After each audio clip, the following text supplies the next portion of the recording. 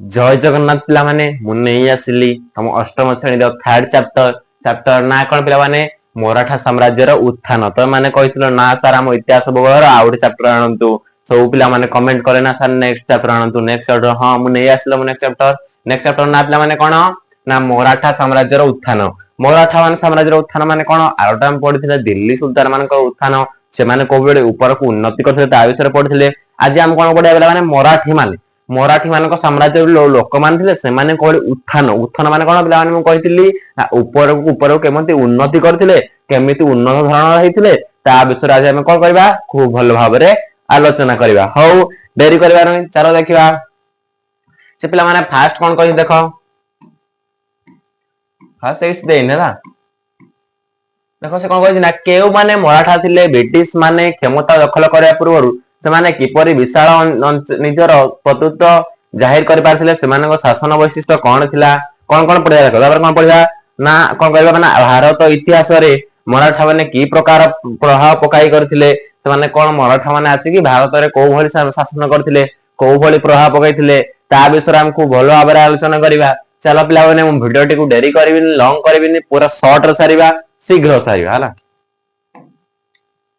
हो देखा पिला माने से फास्ट कौन कहि पिला माने हम कि केउ माने मराठी मराठी माने कौन मराठी होचंती को माने को देशर कोडु आसंती फास्ट ता विषय हम कोन खूब भलो भाबरे आलोचना करिया पिला माने मु टिके देखि दउची कैमरा एंगल ठीक अछि कि नै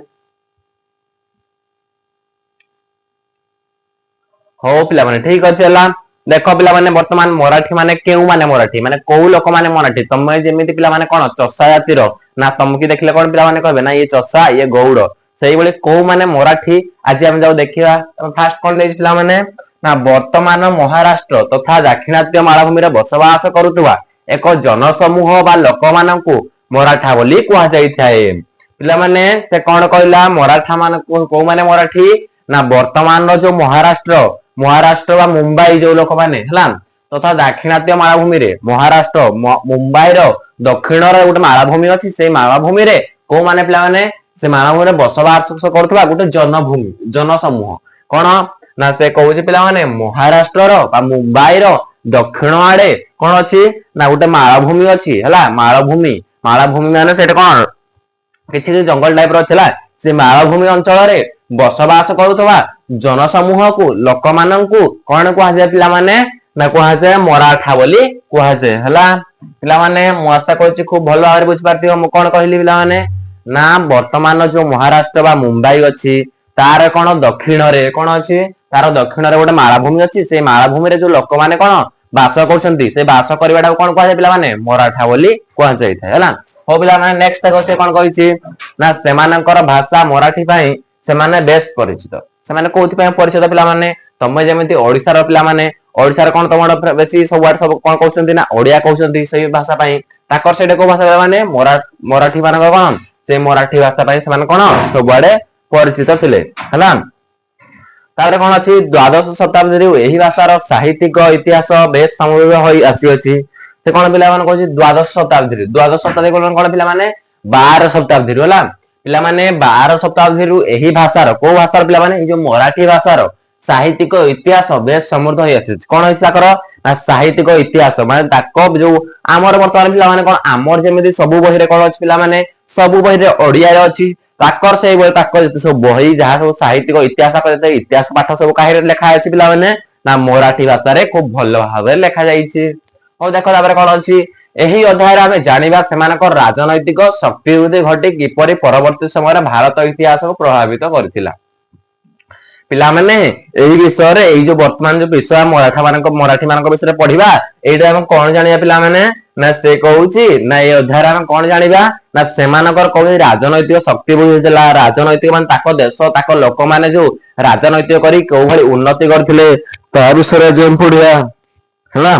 आ कोन कोन करथिले माने ना से माने को भली उन्नति करथिले ता विषय ताको राजनैतिक को भली वृद्धि होइतिला आ को भली परवर्ती समय रे भारत इतिहास प्रभावित करथिला आ भारत रो गोटे इतिहास रे ताको ना लिखा है मराठी मानकर से को भली आइरे साने प्रभावित करथिले आ प्रभावित होइतिले ता विषय पढ़िबा हला से माने मुंबई रो आसी कोन हम भारत रे को भली शासन करथे देखो हला पिला माने से कोन कहि देखो ନା ସେ କହିଛି ତ୍ରୟୋଦଶ ଶତାବ୍ଦୀ ବେଳକୁ ମହାରାଷ୍ଟ୍ରର ଅଧିକାଂଶ ଅଞ୍ଚଳ ଯାଦବ ରାଜବଂଶ ଦ୍ୱାରା ଶାସିତ ହଉଥିଲା। କେତେବେଳେ ପିଲାମାନେ? ତ୍ରୟୋଦଶ ଶତାବ୍ଦୀ। ତ୍ରୟୋଦଶ ମାନେ 13 ହେଲା 12 ଜାଗା ପଡିଥିଲା, ତେବେ 13 ଶତାବ୍ଦୀ ବେଳକୁ କଣ ହେଇଥିଲା ପିଲାମାନେ? ନା ମହାରାଷ୍ଟ୍ରର ଅଧିକାଂଶ ଅଞ୍ଚଳ, ମହାରାଷ୍ଟ୍ର ବା ମୁମ୍ବାଇ ଥିଲା, ସେଇଠି ଅଧିକାଂଶ ଅଞ୍ଚଳ ଯାଦବ ରାଜବଂଶ ଦ୍ୱାରା ଶାସିତ ହଉଥିଲା। କୋଉ ରାଜବଂଶ ପିଲାମାନେ? ଯାଦବ ରାଜବଂଶ। ହେଲା ପିଲାମାନେ ମୁଁ ଫାର୍ଷ୍ଟ ଆଉ ଥରେ ଖୁବ ଭଲ ଭାବରେ ଡିସ୍କସନ କରୁଛି ଦେଖ ହେଲା। ମୁଁ ଫାର୍ଷ୍ଟ କଣ କହିଲି ପିଲାମାନେ? ମରାଠୀ ମାନେ କହିଲେ କଣ? ନା ମରାଠୀ ହଉଛନ୍ତି ମହାରାଷ୍ଟ୍ରର କିଛି ଉପମାଳଭୂମିରେ ଦାକ୍ଷିଣାତ୍ୟ ଉପମାଳଭୂମିରେ ରହୁଥିବା ଲୋକମାନଙ୍କୁ ଲୋକ ସମୂହକୁ କଣ କୁହାଯାଏ ପିଲାମାନେ? ମରାଠା ବୋଲି କୁହାଯାଏ। ହେଲା ଆଉ ସେଇଟା କୋଉ ଭାଷା ପିଲାମାନେ ଚାଲେ? ନା ମରାଠୀ ଭାଷା ସବୁଆଡେ କୁହାଯାଇଥାଏ। ହେଲା ତାପରେ ଦେଖ ସେ କଣ କହିଲା? ନା ତ୍ରୟୋଦଶ ଶତାବ୍ଦୀ ବେଳକୁ କିଏ ସେଇଟା ଏଇ ଯୋଉ ମହାରାଷ୍ଟ୍ରର ଅଧିକାଂଶ ଅଞ୍ଚଳ, ସମସ୍ତ ଅଞ୍ଚଳ ନୁହେଁ, ବେଶୀରୁ ବେଶୀ ଅଞ୍ଚଳ 100% ରୁ 70% ଅଞ୍ଚଳ କିଏ ପିଲାମାନେ ଶାସନ କରିଥିଲେ ସେଇ ସମୟରେ? ନା ଯାଦବ ରାଜବଂଶର ଲୋକ, ଯାଦବ ରାଜବଂଶର ରାଜା ଶାସନ କରିଥିଲେ। ହେଲା ତାପରେ ଶାସିତ ହଉଥିଲା ଏବଂ ଦେବଗିରି ଏହାର ରାଜଧାନୀ ଥିଲା। ପିଲାମାନେ ଆଉ କୋଉ ଦେଶ କୋଉ ମାନେ ହେଇଠି ଯୋଉ ଥିଲା ଦେଖ ବର୍ତ୍ତମାନ କଣ ଆମ ଓଡିଶାର ପୁଣି ଅଛି ବହୁତ ଗୁଡେ ଜିଲ୍ଲା, ସମ୍ବଲପୁର, ସେଇଭଳି ମହାରାଷ୍ଟ୍ରର ଗୋଟେ ଜାଗା, ସେ ଜାଗାର ନାଁ ପିଲାମାନେ କଣ? ଦେବଗିରି। ସେଇ ଦେବଗିରି ବର୍ତ୍ତମାନର ନାଁ କଣ ତାର? ନା ବର୍ତ୍ତମାନ ତାର ନାଁ ହଉଛି ଦୌଲତାବାଦ। ସେଇ ଦୌଲତାବାଦ ମଧ୍ୟ କାହା ଦ୍ୱାରା ଶାସନ ହେଇଥିଲା? ଯାଦବ ରାଜବଂଶ ଦ୍ୱାରା ଶାସନ ହେଇଥିଲା ପିଲାମାନେ। ହେଲା ବର୍ତ୍ତମାନ ଏହା ରାଜଧାନୀ ଥିଲା। ହେଲା ହଉ ଦେଖ ପିଲାମାନେ ନେକ୍ସଟ କଣ ଦେଇଛି ପିଲାମାନେ ଦେଖ? ନା ଚତୁର୍ଦଶ ଶତାବ୍ଦୀ ଆରମ୍ଭ ବେଳକୁ ଦିଲ୍ଲୀର ଖୁଲଜି ସୁଲତାନଙ୍କ ଦ୍ୱାରା ଯାଦବ ରାଜବଂଶର ଶାସକ ମାନେ କ୍ଷମତାଚ୍ୟୁତ ହୋଇଥିଲେ। ସେ ପିଲାମାନେ କଣ କହୁଛି ବର୍ତ୍ତମାନ ଆମକୁ? ନା ଯେତେବେଳେ ଚତୁର୍ଦଶ ଶତାବ୍ଦୀର ଆରମ୍ଭ ବେଳକୁ ଯେତେବେଳେ ସେ କଣ କରୁଥିଲେ? ତ୍ରୟୋଦଶ କରିଥିଲେ ଯାଦବ ରାଜବଂଶ, ଯେତେବେଳେ ଚତୁର୍ଦଶ ପୁଣି ଆରମ୍ଭ ହେଲା ସେଇ ବେଳକୁ କଣ ହେଲା ପିଲାମାନେ? ନା ଦିଲ୍ଲୀର ଖିଲଜି ସୁଲତାନ ମାନଙ୍କ ଦ୍ୱାରା ଯାଦବ ରାଜବଂଶ ଶାସକ ମାନେ କ୍ଷମତାଚ୍ୟୁତ ହୋଇଥିଲେ। ସେମାନେ ପୁଣି ହାରି ଯାଇଥିଲେ ପିଲାମାନେ, ସେମାନେ ପୁଣି ହାରି ଯାଇଥିଲେ, ତାଙ୍କ ଶାସନ ଆଉ ଚାଲିଲା ନାହିଁ। ବର୍ତ୍ତମାନ ପୁଣି କିଏ ଆସିଲେ? ନା ଦିଲ୍ଲୀର ଖିଲଜି ସୁଲତାନ। ହେଲା ସିଏ ଆସିକି ପୁଣି ମହାରାଷ୍ଟ୍ର ଶାସନ କଲେ। କଣ ପାଇଁ ପିଲାମାନେ? ତାଙ୍କ ଯୋଉ ରାଜବଂଶ ଯାଦବ ରାଜବଂଶ ଯୋଉ ଲୋକମାନେ ଥିଲେ ସେମାନେ କଣ ହେଲେ? ନା କ୍ଷମତାଚ୍ୟୁତ ହେଲେ, ସେମାନେ ହାର ମାନି ଗଲେ ପିଲାମାନେ। କଣ ପାଇଁ? ନା ଦିଲ୍ଲୀର ଯୋଉ ଥିଲେ ଦିଲ୍ଲୀର ଖିଲଜି ଲୋକମାନେ, ଖିଲଜି ସୁଲତାନ ମାନେ, ସେମାନେ ଯେତେବେଳେ ଆସିଲେ ଏମାନେ କଣ ହେଲେ? ତଳକୁ ଡାଉନ ହେଇଗଲେ, ଆଉ ସେମାନଙ୍କୁ ମାଡରେ ପାରିଲେ ନାହିଁ ବା ଯୁଦ୍ଧ କ୍ଷେତ୍ରରେ ପାରିଲେ ନାହିଁ। ହେଲା ବର୍ତ୍ତମାନ ଚତୁର୍ଦଶ ଶତାବ୍ଦୀରେ କିଏ ଶାସନ କରିବେ? ଦିଲ୍ଲୀର ଖିଲଜି ସୁଲତାନ। ହେଲା ଏହି ସବୁ ରାଜନୈତିକ ପରିବର୍ତ୍ତନ ମଧ୍ୟରେ ସାଂସ୍କୃତିକ ପରମ୍ପରା ବଜାୟ ରହିଥିଲା। ଯେତେ ରାଜନୈତିକ ସବୁ ଚାଲିଥିଲେ ମଧ୍ୟ ପିଲାମାନେ ଯେତେ ମାଡ ଧନ୍ଦା ଯାହା ବି ହେଇଥାଉ ମଧ୍ୟ ସେଇ ସମୟରେ କଣ ହେଲା? ତା ସାଂସ୍କୃତିକ ନା ଆଜି ପର୍ବ ମାନେ ଆଜି ପର୍ବ ଆମର କଣ ବର୍ତ୍ତମାନ? ନା ପିଲାମାନେ ଯେତେ ଯାହା ହେଇଗଲେ ବି କଣ ମନେକର ତମ ସ୍କୁଲ ସ୍କୁଲ ବେଳ ପିଲାମାନେ ଯେତେବେଳେ ତମ ସ୍କୁଲ ଚାଲିଛି କିନ୍ତୁ ପର୍ବ ବା ତମ ସାଂସ୍କୃତିକ ମାନେ କଣ? ଗୋଟେ ପର୍ବ ଆସିଲା ପିଲାମାନେ କୋଉ ପର୍ବ ଦେଇ ଜାନୁଆରୀ 26 ଗୋଟେ ଆସିଲା। ହେଲା ଜାନୁଆରୀ 26 କଣ ପତାକା ଉତ୍ତୋଳନ ହବ ମାନେ ହବ, ସେ ଗୋଟେ ସାଂସ୍କୃତିକରେ ଗଲା। ସେଇଭଳି ସେମାନେ ଯେତେ ରାଜନୈତିକ ଯେତେ ମାଡ ବଜାଇ ରଖିଥିଲେ ମଧ୍ୟ ତାର ସାଂସ୍କୃତିକ ନିହାତି କଣ ସେମାନେ ବଜାଇ ରଖିଥାନ୍ତି ପରମ୍ପରା ତାଙ୍କର। କଣ ଅଛି? ବିଶେଷ ଭକ୍ତି ଭାବନା ବାଦୀ ନିର୍ଦ୍ଦିଷ୍ଟ ଏକ ଦେବାଦେବୀକୁ ଉପାସନା କରିବା ଧାରା ସମାଜରେ ସୃଷ୍ଟି ହୋଇଯାଇଥିଲା। କଣ ସେଇଟା ସେମାନେ ଯୋଉ ଲୋକମାନେ ଥିଲେ ସେ ମରାଠା ବା ମହାରାଷ୍ଟ୍ରରେ ଲୋକମାନେ ପିଲାମାନେ କଣ କରୁଥିଲେ? ନା ପିଲାମାନେ ସେମାନେ କଣ କରୁଥିଲେ? ସେମାନେ ସବୁଦିନ କଣ ସବୁ କଣ ଭଗବାନ କଣ ପୂଜା କରୁଥିଲେ। ହେଲା ସପ୍ତମ ଶତାବ୍ଦୀରୁ ସପ୍ତମ ଶତାବ୍ଦୀ ମଧ୍ୟରେ ସମାଜରେ ଆଧ୍ୟାତ୍ମିକତାର ବିକାଶ ନିମନ୍ତେ ଅନେକ ସନ୍ଥ ସାଧକ ମାନେ ଭକ୍ତି ମାର୍ଗକୁ ସର୍ବଶ୍ରେଷ୍ଠ ମାର୍ଗ ବୋଲି ଅଭିମତ କରୁଥିଲେ। ପିଲାମାନେ ମନେ ରଖ ନା ପିଲାମାନେ କଣ ସପ୍ତମ ଶତାବ୍ଦୀରୁ ଯେତେବେଳେ କଣ ଆସିଲା? ସପ୍ତଦଶ ଶତାବ୍ଦୀ ଆସିଲା ସେଇ ସମୟରେ କଣ ହେଲା? ସେଇଠି ଯୋଉ କମାନେ ଥିଲେ ସାଧୁ ସନ୍ଥ ମାନେ ଥିଲେ ବା ସାଧକ ମାନେ ଥିଲେ ସେମାନେ କଣ କଲେ? ଭକ୍ତି ମାର୍ଗ ଭଗବାନଙ୍କ ମାର୍ଗକୁ ଆହୁରି ଉପରକୁ ଉପରକୁ ଉପରକୁ ଉପରକୁ ଉଠେଇ ନେଲେ। ବୁଝିଲ ମାନେ ବର୍ତ୍ତମାନ ସେଇଟା କଣ ଅଧିକାର ଲୋକ ସ୍ପିରିଚୁଆଲ ପାଥ ଗ୍ରହଣ କଲେ ଆଉ ଭଗବାନଙ୍କ ପାଇଁ ସମସ୍ତେ କଣ ସ୍ମରଣୀୟ ହେଇଗଲେ। ହେଲା ଆରେ ସମାଜର ବିଭିନ୍ନ କ୍ଷେତ୍ରରୁ ଏବଂ ସମ୍ପ୍ରଦାୟରୁ ଆସିଥିବା ସାଧୁସନ୍ଥ ତଥା ସମାଜ ସଂସ୍କାରକ ମାନଙ୍କର ଆଧ୍ୟାତ୍ମିକ ସଙ୍ଗୀତ କଣ କହୁଛି ପିଲାମାନେ ଯାହା ଯେତେ ବାହାରୁ ବି ସେଇଠି ଲୋକ ଯାଇଥିଲେ, ବାହାରୁ ଯେତେ ସାଧୁ ମାନେ ମଧ୍ୟ ସେଇଠି ଯାଇଥିଲେ। କୋଉଠି ପିଲାମାନେ? ସେଇ ମହାରାଷ୍ଟ୍ର ବା ମରାଠୀକୁ। ହେଲା କଣ ହେଲା ପିଲାମାନେ? ସେଇଠି ନା ସଂସ୍କାରକ ମାନେ ଆଧ୍ୟାତ୍ମିକ ବହୁତ ଲୋକ ଆସି କଣ ହେଲା? ଆଧ୍ୟାତ୍ମିକ ଗୀତ ଗାଇଲେ। ଆଉ କଣ ହେଲେ? କବିତା ଗୁଡିକ ଆଞ୍ଚଳିକ ଭାଷା ମାଧ୍ୟମରେ ପ୍ରକାଶିତ ହେବାରୁ ଦେଶରେ ସର୍ବତ୍ର ଆଦୃତ ଲୋକପ୍ରିୟତା ଲାଭ କଲା ପିଲାମାନେ। ସେ କଣ କହୁଛି? ସେଇଠି ଯୋଉ ସାଧୁ ସନ୍ଥ ମାନେ ଆସିଲେ ସେମାନେ କବିତା ମଧ୍ୟ ଲେଖିଲେ। ପିଲାମାନେ କବିତା କବିତା କବିତା ଲେଖିଲେ। ସେଇ କବିତା ଖାଲି କେବଳ ଓଡିଆ ତାଙ୍କ ମରାଠୀ ଭାଷାରେ ନାହିଁ, ସେ କବିତା ପୁଣି ଆମ ଓଡିଶାକୁ ଆସିଲା। ଆମ ଓଡିଶାରେ ଓଡିଆ ଭାଷାରେ ଲେଖା ହେଲା। ଆମ ଓଡିଶାକୁ ଗଲା ପୁଣି କଣ ହିନ୍ଦୀ ଗଲା, ହିନ୍ଦୀ ଭାଷାରେ ଲେଖା ହେଲା। ସେଇଠି ମାନେ ହିନ୍ଦୀରୁ ପୁଣି ଗଲା ବଙ୍ଗଳାକୁ ଗଲା, ବଙ୍ଗଳା ଭାଷା ସେଇଠି ଲେଖା ହେଲା। ଆଉ ପିଲାମାନେ ସେଇ କବିତା ଟା ବହୁତ ବଡ କଣ ଫେମସ ହେଇଯାଇଥିଲା। ହେଲା ହଉ ଦେଖ ପିଲାମାନେ ନେକ୍ସଟ କଣ ଦେଇଛି? ମୁଁ କହିଥିଲି ଅନୁସନ୍ଧାନ ମୁଁ ଡିସ୍କସନ କରିବିନି ହେଲା। जो मान को अनुसंधान दरकार कमेंट कर दबो ना सर एई चैप्टर रो मोर अनुसंधान दरकार मु आनी पकेबी नेक्स्ट वीडियो रे। हो पिला माने टिके देखि दियो तापर कोन कहिछि ना एही समय रे ज्ञानेश्वर नामदेव तुकाराम एवं रामदास को परि महाराष्ट्र अनेक संत बहुत लोकप्रियता हासिल करथिले। पिला माने सेइतो अनेक संत थिले अनेक साधु लोक मान थिले सेति मध्यरु किछि मुख्यत साधुंकर ना देइछि पिला माने सब मन रखि देबला। गोटे होछि ज्ञानेश्वर आउट होछि नामदेव आउट होछि तुकाराम आउट कोन होछि रामदास आ कोन एते एते कोन अनेक लोकप्रियता एमान को सब कोन बहुत गुड लोक माने भल पात अनेक थिले पिला माने बहुत लक्ष लक्ष साधु संत थिले किंतु सेति मध्यरु एमान दे कोन थिले एमान को लोक मान मेसिन थिले। पिला माने तम गाय कोन अनेक लोक अछंदी तम कोन तम एतटा गां भीतर तम गां भीतर तो गोटे कोन हे गोटे पंचायत रे अनेक लोक अछंदी किंतु गोटे लोक का मन रखा देना सरपंच अछि से वार्ड मेंबर अछि हला सेही बळी से माने मध्ये कोन थिले सेठे मुख्यतः थिले ताको सब गोटे कोन चर्चा थिले ताको सब गीता भागवत जहां भी से खळ जहां भी से लेखन्ती सब गीता भागवत लेखिना ताको सब कोन चर्चित होई जाय हला सेति में ताको ना सब मन रखित गोटे होछि ज्ञानेश्वर आउट होछि नामदेव आउट होछि तुकाराम आउट होछि रामदास हला। हो पिला माने नेक्स्ट देखो कोन देइछि पिला माने ना से माने उपनिषद एवं भगवत गीता परि गुरुत्वपूर्ण पुस्तक गुडी को मराठी अनुवाद करिया फल रे सेमानक दर्शन से पिला माने वर्तमान जो उपनिषद अछि उपनिषद भागवत भगवत गीता को से माने कोन करथिले ताको मराठी भाषा रे से माने प्रस्मरण कर देथिले मराठी भाषा रे से माने लेखि देथिले पिला माने हला सेति भाई कोन हला पिला माने ना से माने कोन सेमानकर दर्शन जने साधारण लोक को पाखरे पहुंची पारथिला सब लोक आर सब पूरा भाइराल हो गेल पिला माने देखो वर्तमान कोन ना रामायण के इलेक्शन पिला माने वाल्मीकि इलेक्शन ताको पुणी से को ताको से हमर कोन हिंदी बा ओडिया जा इलेक्शन ताको पुणी वर्तमान कोन डिस्क्वालीफाई कर जणा आ जणा पुणी ओडिया रे बाहर कला आ जणा हिंदी रे बाहर कला आ जणा बंगाली रे बाहर कला सेही बळी बाहर कला से बळ कोन धीरे धीरे फेमस होई जीवना एटा के इलेक्शन दी ना ये इलेक्शन ताको मुख्यतः नाडा मन रखिबो बाकी तापर तो जे इलेक्शन ताको नाडा भी तो मन रहइबो ना। हो देखो तापर से कोन कहिछि ना जहार फलस्वरूप परवर्ती समय मराठी माने एक राजनैतिक शक्ति रूप निजको संगठित करि पारिले सप्तदश शताब्दी बेले को केतेक मराठी मुख्य निजर सार्वभौमिक प्रतिष्ठा उद्यम करथिले मध्य शिवाजी मराठी मानक एकत्र करी क्षमता आहरण पर्यंत सफल होई पार नथिले। कोन पिला माने जत्ते बेले मराठी माने को कोन होला शासन लोक माने कहउथिले सेही समय कोन होला शिवाजी मध्य से क्षमता आहरण पर्यंत सफल होई पार नथिले शिवाजी हला छत्रपति शिवाजी मध्य कोन होई पार नथिले सफल होई पार नथिले। पिला माने मो फास्ट टू कहिछि चैप्टर सब बेले कोन इतिहास बुक माने लॉन्ग रहइबो जहा इंपोर्टेंट मु बारंबार कहि मन रखिबो जहा इंपोर्टेंट नै गुटे थरो बा दी थरो कहबी सेति गेला जहा इंपोर्टेंट मु बारंबार कहबा द्वारा कोन मतो माइंड सेट होई जिवो इंपोर्टेंट आसे मु कहबी जहा जहा इंपोर्टेंट आसी हला आ न पिला माने समस्त बही पाखा हला बही पाखा न रखले किछि बुझी पारिबो हला। अबला ने कलर कोन होइछि ना मराठा शक्ति रो प्रतिष्ठा शिवाजींकर उत्थान शिवाजी आसी गला हला शिवाजी पर वर्तमान पढिबा शिवाजी कोन होइतिले किबरे मराठा मान को मराठा शक्ति रो प्रतिष्ठा करथिले मराठी लोक मान को ओबडी सान प्रोटेक्शन देइथिले ता विषय पढिबा शिवाजी को भडी ऊपर को उठिथिले हला को ओबडी लोक मान को सहाय्य करके सान ऊपर उठिले देखिबा हला पिला माने आउटे देखि दोछि कैमरा एंगल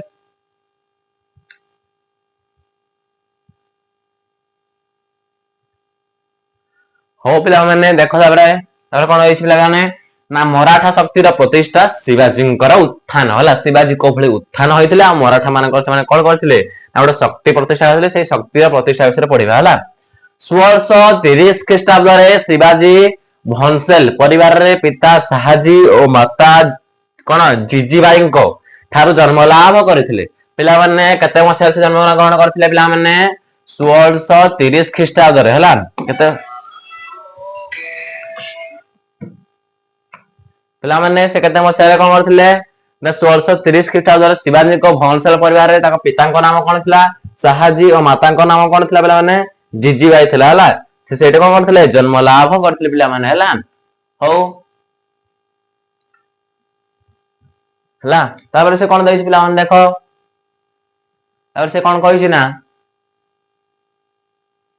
तापर से कहिछि सेही समय रे शाहजी दाक्षिणात्य सुल्तान कर कार्य करथिले और अनेक समय रे परिवार ठार दूर रहिथिले कोन कहै सेही समय रे शाहजी बिले किए पिला माने ताको बापा कोन दाक्षिणात्य कोन सुल्तान मानकर कार्य करथिले सेही सुल्तान मानकर से कोन कार्य करथिले ताको जहा सब सहाय्य करथिले से कौन अनेक समय परिवार ठार दूर रहते से कौन शिवाजी आ माता जीजीबाई पाखे से कौन रही पार नथिले कौन पाई रही पार नथिले कारण से कौन करथिले कौन सुल्तान मानकर कार्य करुथिले दाक्षिणात्य है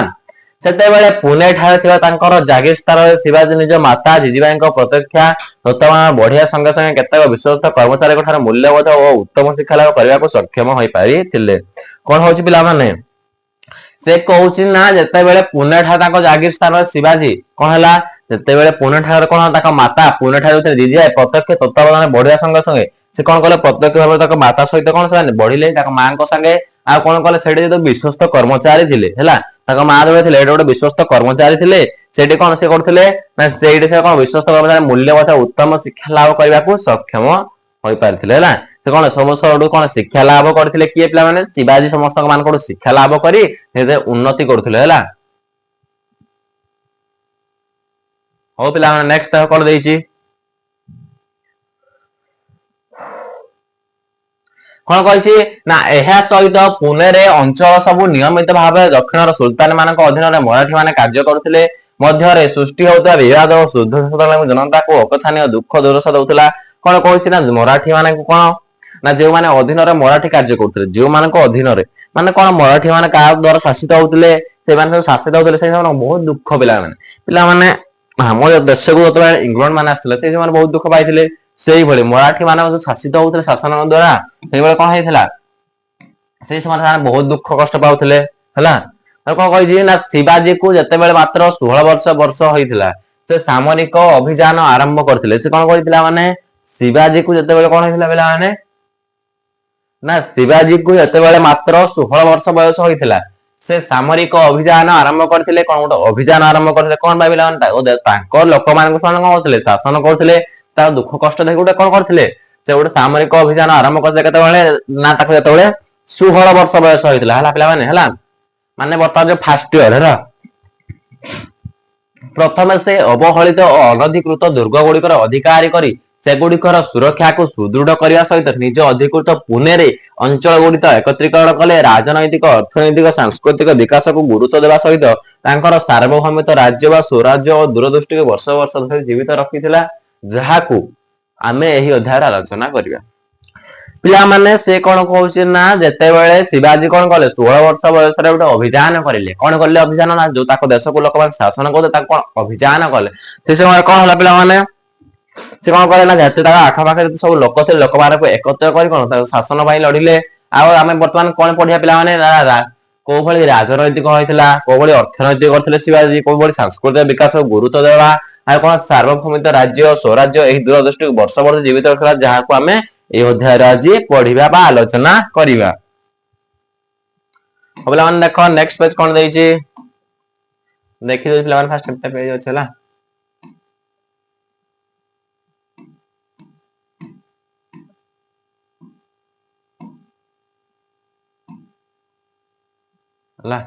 देख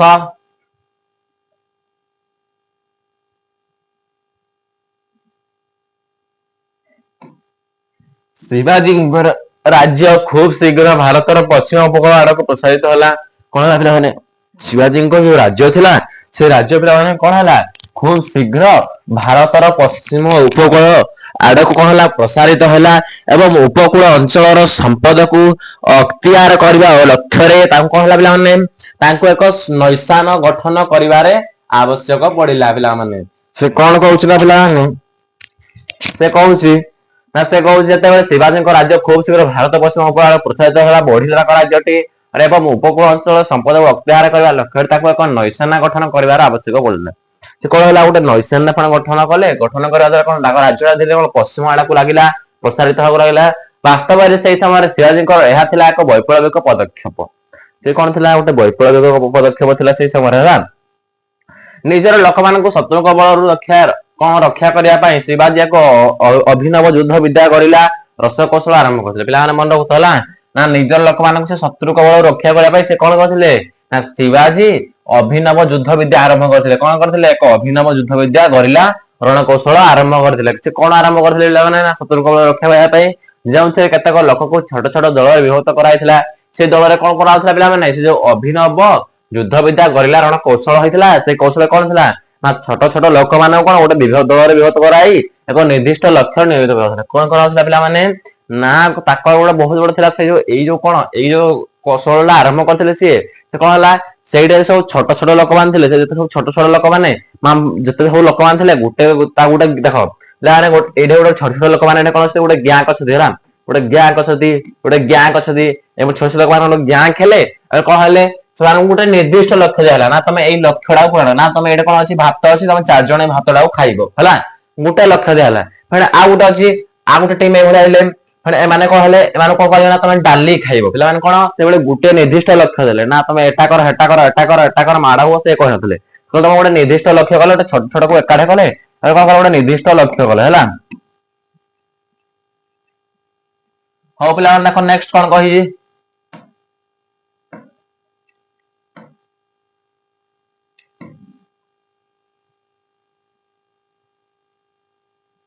ଦେଖ ନେକ୍ସଟ କଣ କହିଛି ସେ ନେକ୍ସଟ କହିଛି ସେମାନେ ନିର୍ଦ୍ଦିଷ୍ଟ ଏକ ସ୍ଥାନରେ ଲୁଚି ରହି ଅତର୍କିତ ଭାବରେ ଖୁବ୍ ଦ୍ରୁତ ଗତିରେ ଶତ୍ରୁ ଉପରେ ଆକ୍ରମଣ କରି ପରାସ୍ତ କରିଥାନ୍ତି। ସେମାନେ କଣ କହୁଥିଲେ ସେ ଯୋଉ ଦଳ ଲୋକମାନେ ଥିଲେ ନା ସେମାନେ କଣ କହୁଥିଲେ ନା ନିର୍ଦ୍ଦିଷ୍ଟ ଗୋଟେ କଣ ଲୁଚିକି ଥିବେ ଆଉ ଯେତେବେଳେ ଶତ୍ରୁ ମାନେ ଆସିବେ ତାକୁ ଦେଖିନଥିବେ ନା କଣ ତାଙ୍କ ଉପରେ ଆକ୍ରମଣ କରି ବସିବେ ହେଲା ତାପରେ କଣ ଭାବେ ତାକୁ ମାରିକି ପରାସ୍ତ କରିବେ ହେଲା। ଶିବାଜୀଙ୍କ ସଫଳତା ଖୁବ୍ ଶୀଘ୍ର ବିଜାପୁର ସୁଲତାନଙ୍କ କ୍ରୋଧର କାରଣ ହେଲା। ତାଙ୍କର କଣ ଏଇ ସବୁ ଲୋକ ସବୁ ଜାଣିପାରିଲେ କିଏ ନା ବିଜାପୁର ସୁଲତାନ ସବୁ ଜାଣିପାରିଲେ ତାଙ୍କ ସବୁ କଣ ତା କ୍ରୋଧ ହେଲା ତାକୁ ରାଗ ଲାଗିଲା ଯାହାର ଫଳସ୍ୱରୂପ ବିଜାପୁର ସୁଲତାନ ତାଙ୍କର ଦକ୍ଷ ସେନାପତି ଆଫଜଲ ଖାଁକୁ ଶିବାଜୀଙ୍କ ବିରୁଦ୍ଧରେ ପ୍ରେରଣା କରିଥିଲେ। ମନେ ରଖିଲା ମାନେ ଶିବାଜୀକୁ ପୁଣି ତଡିବା ପାଇଁ କିଏ ଶିବାଜୀକୁ ପୁଣି ମାନେ କଣ ସେନାପତି କଣ ଦକ୍ଷ କରିବା ପାଇଁ ମାରିବା ପାଇଁ କିଏ ପୁଣି ଖୁବ୍ ଶୀଘ୍ର ବିଜାପୁର ସୁଲତାନ କାହା ବିଷୟ ଦେଇଥିଲେ ବିଜାପୁର ସୁଲତାନ ତାଙ୍କର ଦକ୍ଷ ସେନାପତିର ନାଁ କଣ ପିଲାମାନେ ନା ଆଫଜାଲ ଖାଁ ହେଲା।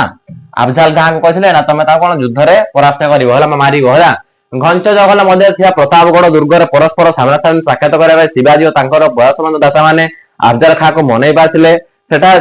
ଶିବାଜୀ ଆଫଜାଲ ଖାଁକୁ ବାଘ ନଖ ଦ୍ୱାରା ହତ୍ୟା କରିଥିଲେ। କଣ ହେଲେ ଶିବାଜୀ ଆଫଜଲ ଖାଁକୁ କଣ ବାଘ ନଖ ଦ୍ୱାରା ମାରି ଦେଇଥିଲେ କିଏ ପିଲାମାନେ ଶିବାଜୀ ଏବଂ ପାହାଡରେ ଲୁଚି ରହିଥିବା ସୈନ୍ୟମାନେ ଗରିଲା ଯୁଦ୍ଧରେ ଆଫଜଲ ଖାଁକୁ ସୈନ୍ୟମାନଙ୍କର ମୂଳ ପତନ ଘଟିଥିଲେ। କଣ କରିଥିଲେ ପିଲାମାନେ ଶିବାଜୀ ସେଇ ସମୟରେ କଣ କଲେ ନା ଆଫଜାଲ ଖାଁକୁ କଣ ମାରି ଦେଇଥିଲେ ବା ମୃତ୍ୟୁ ଦଣ୍ଡ ଦେଇଥିଲେ ହେଲା କାହିଁରେ ଏଟା ବାଘ ନଖରେ ମନେ ରଖୁଛ। ହଉ ପିଲାମାନେ ଦେଖ ନେକ୍ସଟ କଣ ଦେଇଛି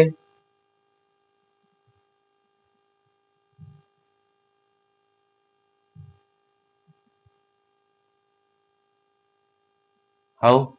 ଦେଖ ବର୍ତ୍ତମାନ ସେ ନେକ୍ସଟ କଣ କହିଛି ପିଲାମାନେ ପରବର୍ତ୍ତୀ ସମୟରେ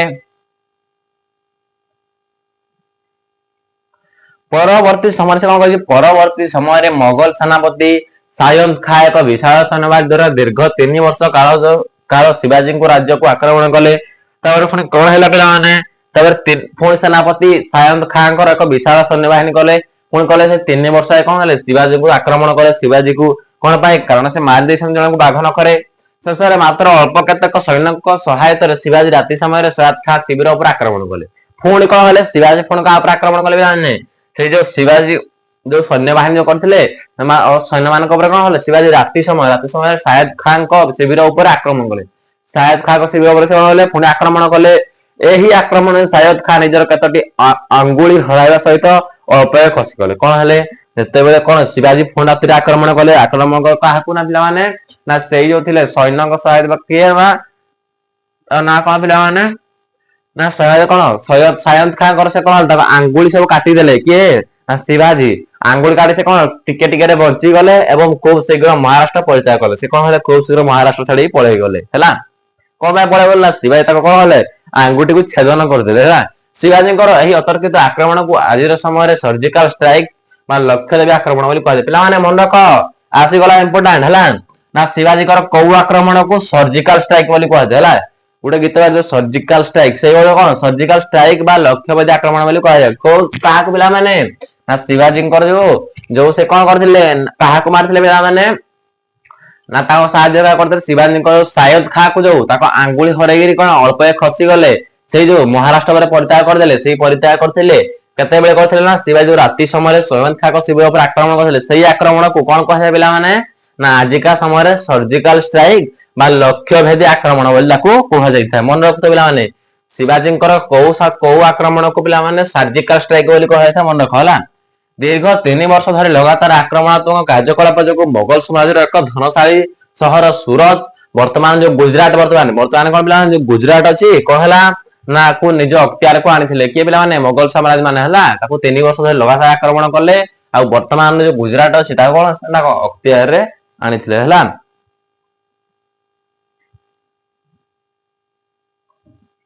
देख जहाँ जिते बेले एक बृहत परिमाण संबंध किंतु से कौन से धार्मिक स्थान को आक्रमण करनथिले एपरिक मोहनदास पारेख नामक जन दानी व्यक्ति गृह को आक्रमण बाद करथिले किछि वर्ष पर पिला देखि देला हो देख किछि वर्ष पर पुनर्बार तुरक अधिकार करथिले एही घटना सेते बेले आजिकाली ख्याति लाभ करथिला जे इंग्रजी समय पर लंडन गजेट यह प्रकाश पाइथिला पिला माने मन रख ना कोडा एही जो घटना कोडा ना जो मोहनदास पारेख नामक जन दानी व्यक्ति गृह को आक्रमण बाद करथिले किछि वर्ष पर से कहला पुनर्बार तुरक अधिकार ता कोन कहले सेही ख्याति लाभ ता कोन कहले ना इंग्रजी संवाद पत्र बा लंडन गजेट रे यह प्रकाश पाइथिला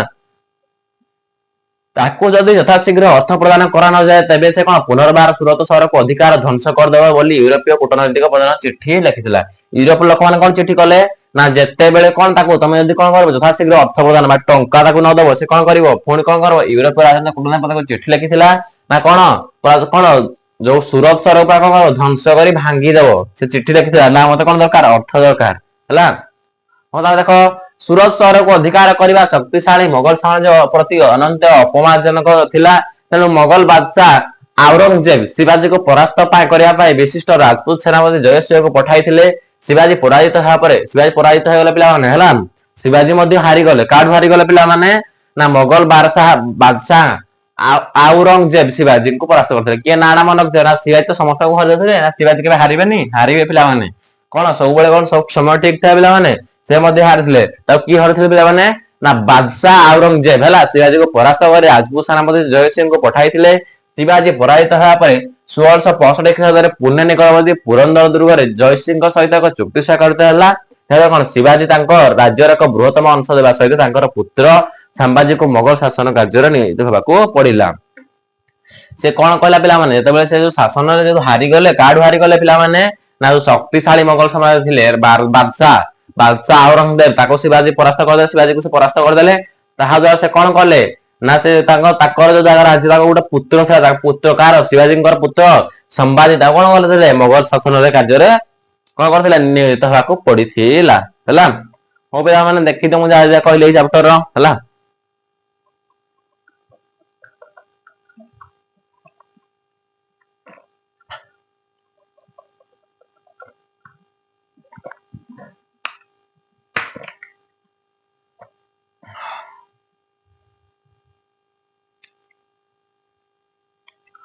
हो पिला माने नेक्स्ट हो से कौन कहिची ना आग्रा स्थित मोगल दरबारंकर पिला माने मु कहिची इंपोर्टेंट कहबी बेसी किछि कहबानी हला शिवाजी तो वर्तमान परास्त हो जाइछन देला हो मतलब देखि जे केते पेज छै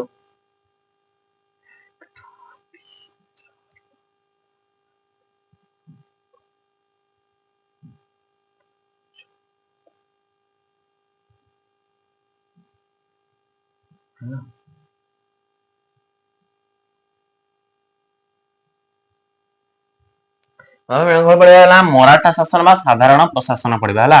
मराठा शासन कहले कोन पिला माने देख पिला फर्स्ट हला मु तो कहि देछि पिला माने हो पिला माने मु बेसी ना मु कहितली दुईटा पार्ट रे सारी भी वर्तमान कोन अधा वही कोन अधा आसी गलानी सेकंड पार्ट मु निश्चय आनी भी हला हो पिला माने मु को जा कहले फास्ट ऑफ डिस्कशन कर दो हला फास्ट हम पिला माने कोन पड़ले ना मराठी शासन ना मराठी माने कोन पिला माने मु कहितली कोन मुंबई और महाराष्ट्र वर्तमान अछि से महाराष्ट्र रो कौन उपकूल दक्षिणात्य मालभूमि रे लोकमान जो लोक समूह लोकमान जो बास करथिले सेठी कोडे पिला माने ना महाराष्ट्र दाक्षिणात्य उपमालभूमि रे जे लोक माने बास करथिले से बासस्थान रे कौन मराठा बोली कहै जता को हला सेटे को भाषा बोला माने थिला ना मराठी भाषा बोली सेटे सब बारे कौन थिला मराठी भाषा थिला अरे वर्तमान के तो बाबा आसले हम का पढ़ले ना सेटे को शासन चलथिला के शासन करथिले तबे आसे कौन तबे शिवाजी को शासन पढ़ले शिवाजी कौन से बहु जन परास्त करथिले काका को परास्त करथे तामान को नाम कहि देछि से शेषर एटु कोन हले ना शेषर से मधे परास्त हले काठार परास्त हले पिला माने कहि देछि ना काठारो ना पिला माने से शेषर काठा वर्षा परास्त हले ना ବାଦଶାହ ଔରଙ୍ଗଜେବ ସେ ପରାସ୍ତ ହେଇଗଲେ। ସେ ପରାସ୍ତ ହେବା ଫଳରେ ସେ କଣ କହିଥିଲେ ପିଲାମାନେ ନା କହିଥିଲେ ଯଦି ମୁଁ ପରାସ୍ତ ହେଇଯିବି ବା ହାରିଯିବି ମୋ ପୁଅକୁ ମୁଁ କଣ ମୋଗଲ ଶାସନରେ ନିୟୋଜିତ କରେଇବି ହେଲା। ସେ ତାର ସବୁ ରଖିଲେ। ତାପରେ ଆମେ କଣ ପିଲାମାନେ ନେକ୍ସଟ ସରିଗଲା। ମୁଁ ନେକ୍ସଟ ପାର୍ଟ 2 ରେ ମୁଁ ଚାପ୍ଟର ଫିନିଶ କରିଦେବି। ପିଲାମାନେ ଭିଡିଓଟି ଯଦି ଭଲ ଲାଗିଥିବ ଲାଇକ୍ ସେୟାର କମେଣ୍ଟ କରିବା ଭୁଲିବେନି। ସମସ୍ତେ କମେଣ୍ଟ କରିବ ନା ସାର୍ ନେକ୍ସଟ ପାର୍ଟ ଆଣନ୍ତୁ। ମୁଁ ତାପରେ କଣ ନେକ୍ସଟ ପାର୍ଟ ଆଣିବି। ହଉ ପିଲାମାନେ ରହିଲି। ଥ୍ୟାଙ୍କ୍ସ ଫର ୱାଚିଂ।